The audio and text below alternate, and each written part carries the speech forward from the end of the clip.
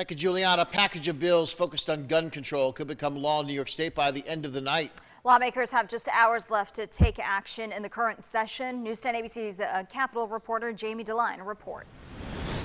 New York State has some of the strictest gun laws in the nation, and before session ends, Governor Hochul wants to make them even tougher to help prevent mass shootings like the ones we've seen in recent weeks. We've done a lot, and as I said, on a national level, they're talking about doing the things that we've already done. Lawmakers voting on a package of gun bills, one of them a bill amending penal law that would require all semi-automatic guns manufactured or delivered to licensed dealers in New York State to be capable of microstamping ammunition. Microstamping involves a firing pin that, when you pull the trigger, imprints a microscopic etching of alphanumeric code on the casing of the bullet. So when the gun is fired, the casing falls on the ground, and law enforcement can use that number to track the gun's owner. There are also bills to change the definition of a firearm in New York State, raise the age to 21 to buy semi-automatic guns,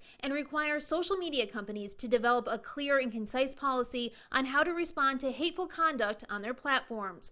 But that's not the only legislation in the gun package. Some bills included are in direct response to the Buffalo shooting. When I look at, again, what happened at TOPS, and we have extreme risk protection orders, but for some reason, and people are trying to figure that out, they weren't acted on. So now we've now expanded who can actually apply for an extreme risk protection order. You can have a healthcare worker do it now, and then police and district attorneys will be required to do it. However, Republican lawmakers like George Borrello are against many bills put forth in the gun legislation package, saying it's for show. If we want to protect our children in school, we should fund and mandate an armed SRO in every single school building in New York State. It's expected to be another long night for lawmakers. When the gun package passes in its entirety, we will let you know.